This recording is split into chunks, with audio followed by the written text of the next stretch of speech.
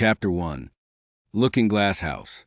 One thing was certain, that the white kitten had had nothing to do with it. It was the black kitten's fault entirely. For the white kitten had been having its face washed by the old cat for the last quarter of an hour, and bearing it pretty well, considering. So you see that it couldn't have had any hand in the mischief. The way Dinah washed her children's faces was this. First she held the poor thing down by its ear with one paw, and then with the other paw she rubbed its face all over, the wrong way, beginning at the nose. And just now, as I said, she was hard at work on the white kitten, which was lying quite still and trying to purr, no doubt feeling that it was all meant for its good. But the black kitten had been finished with earlier in the afternoon, and so, while Alice was sitting curled up in a corner of the great armchair, half talking to herself and half asleep, the kitten had been having a grand game of romps with the ball of worsted Alice had been trying to wind up, and had been rolling it up and down till it had all come undone again.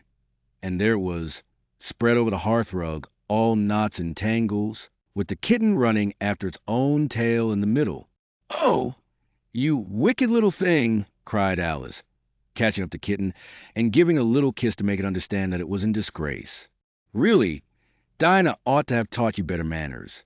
You ought, Dinah, you know you ought," she added, looking reproachfully at the old cat, and speaking in as cross a voice as she could manage.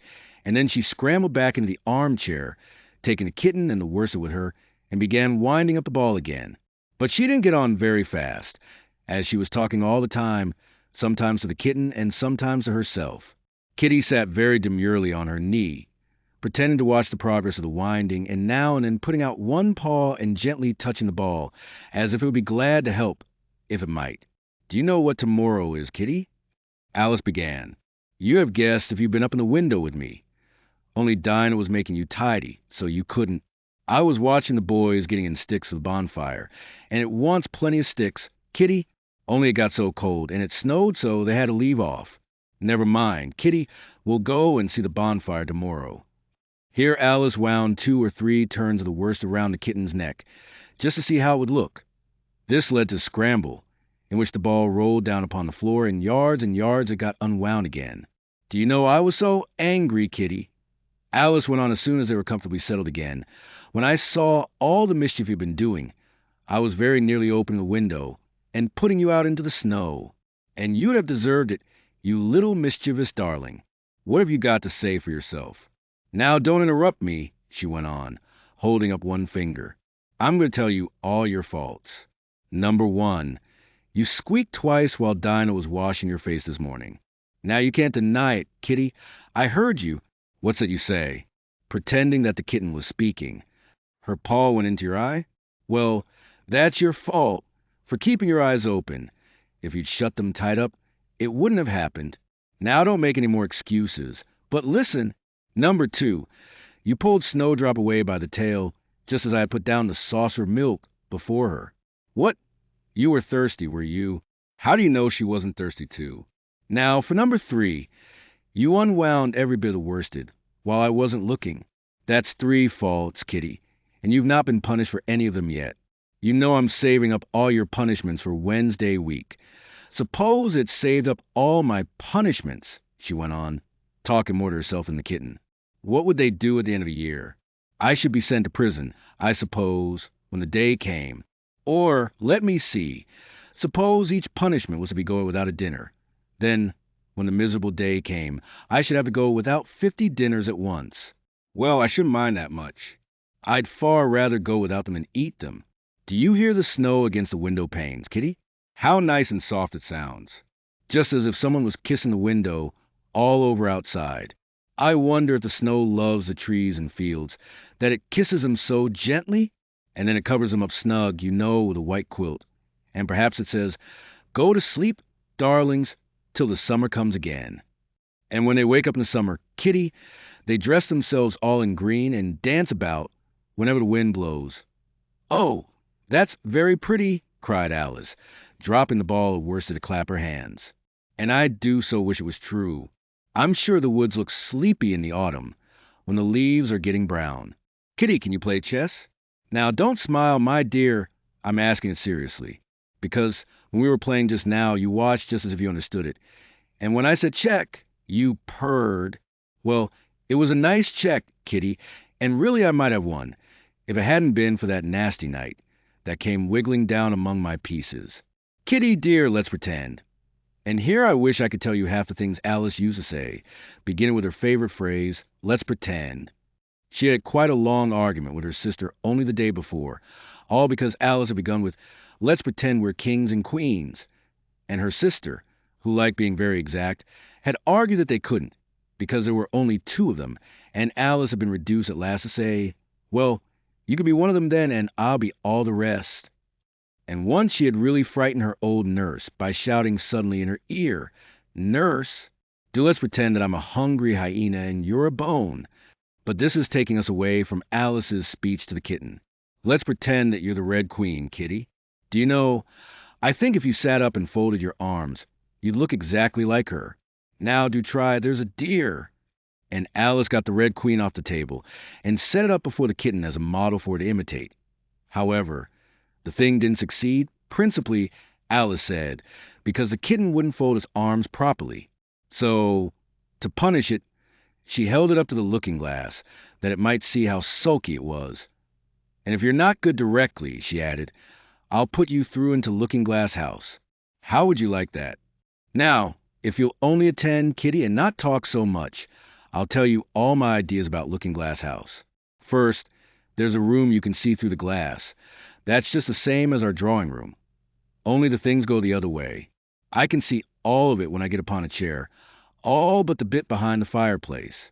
Oh, I do so wish I could see that bit. I want so much to know whether they have a fire in the winter. You never can tell, you know, unless our fire smokes. And then smoke comes up in that room too. But that may be only pretense, just to make it look as if they had a fire. Well then, the books are something like our books, only the words go the wrong way. I know that, because I've held up one of our books to glass, and then they hold up one in the other room. How would you like to live in Looking Glass House, Kitty? I wonder if they'd give you milk in there? Perhaps Looking Glass milk isn't good to drink, but oh, Kitty, now we come to the passage. You can just see a little peep of the passage in Looking Glass House, if you leave the door of our drawing room wide open. And it's very like our passage as far as you can see, only you know it may be quite different on beyond.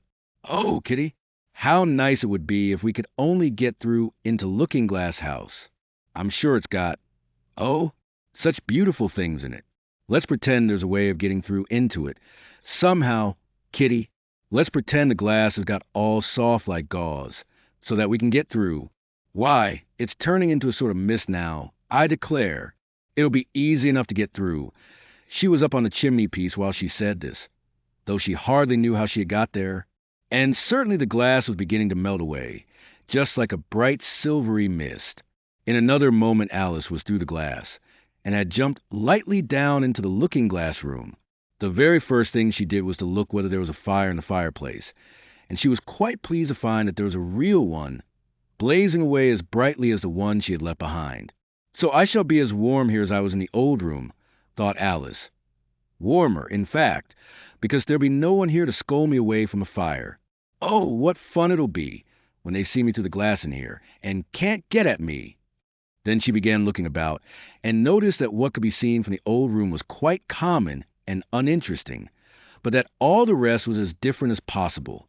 For instance, the pictures on the wall next to the fire seemed to be all alive, and the very clock on the chimney piece, you know you could only see the back of it in the looking glass, had got the face of a little old man and grinned at her. They don't keep this room so tidy as the other, Alice thought to herself, as she noticed several of the chessmen down in the hearth among the cinders. But in another moment, with a little, oh, of surprise, she was down on her hands and knees watching them. The chessmen were walking about, 2 and 2. Here are the Red King and the Red Queen, Alice said, in a whisper, for fear of frightening them. And there are the White King and the White Queen sitting on the edge of the shovel. And here are 2 castles walking arm in arm. I don't think they can hear me, she went on, as she put her head closer down. And I'm nearly sure they can't see me. I feel somehow as if I were invisible. Here something began squeaking on the table behind Alice, and made her turn her head just in time to see one of the white pawns roll over and begin kicking. She watched it with great curiosity to see what would happen next. It is the voice of my child, The White Queen cried out as she rushed past the king, so violently that she knocked him over among the cinders. "My precious Lily! My imperial kitten!" And she began scrambling wildly up the side of the fender. "Imperial fiddlestick!" said the king, rubbing his nose, which had been hurt by the fall. He had a right to be a little annoyed with the queen, for he was covered with ashes from head to foot. Alice was very anxious to be of use, and, as the poor little Lily was nearly screaming herself into a fit, she hastily picked up the queen and set her on the table by the side of her noisy little daughter. The queen gasped and sat down. The rapid journey through the air had quite taken away her breath, and for a minute or two she could do nothing but hug the little Lily in silence. As soon as she had recovered her breath a little, she called out to White King, who was sitting sulkily among the ashes, "Mind the volcano." "What volcano?" said the king, looking up anxiously into the fire, as if he thought that was the most likely place to find one. "Blew me up," panted the queen, who was still a little out of breath. "Mind you come up the regular way. Don't get blown up." Alice watched the White King as he slowly struggled up from bar to bar, till at last she said, "Why, you'll be hours and hours getting to the table at that rate. I'd far better help you, hadn't I?" But the king took no notice of the question. It was quite clear that he could neither hear her nor see her. So Alice picked him up very gently, and lifted him across more slowly than she had lifted the queen, that she mightn't take his breath away. But before she put him on the table, she thought she might as well dust him a little, he was so covered with ashes. She said afterwards that she had never seen in all her life such a face as the king made, when he found himself held in the air by an invisible hand, and being dusted. He was far too much astonished to cry out, but his eyes and his mouth went on getting larger and larger, and rounder, till her hand shook so with laughing that she nearly let him drop upon the floor. "Oh, please don't make such faces, my dear," she cried out, quite forgetting that the king couldn't hear her. "You make me laugh so that I can hardly hold you. And don't keep your mouth so wide open. All the ashes will get into it. There, now I think you're tidy enough," she added, as she smoothed his hair, and set him upon the table near the queen. The king immediately fell flat on his back and lay perfectly still, and Alice was a little alarmed at what she had done, and went round the room to see if she could find any water to throw over him. However, she could find nothing but a bottle of ink, and when she got back with it, she found he had recovered, and he and the queen were talking together in a frightened whisper, so low that Alice could hardly hear what they said. The king was saying, "I assure you, my dear, I turned cold to the very ends of my whiskers." To which the queen replied, "You haven't got any whiskers." The horror of that moment. The king went on, "I shall never forget." "You will, though," the queen said, "if you don't make a memorandum of it." Alice looked on with great interest as the king took an enormous memorandum book out of his pocket and began writing. A sudden thought struck her, and she took hold of the end of the pencil, which came some way over his shoulder, and began writing for him. The poor king looked puzzled and unhappy, and struggled with the pencil for some time without saying anything, but Alice was too strong for him, and at last he panted out, "My dear, I really must get a thinner pencil. I can't manage this one a bit. It writes all manner of things that I don't intend." "What manner of things?" said the queen, looking over the book, in which Alice had put, "The White Knight is sliding down the poker. He balances very badly. That's not a memorandum of your feelings."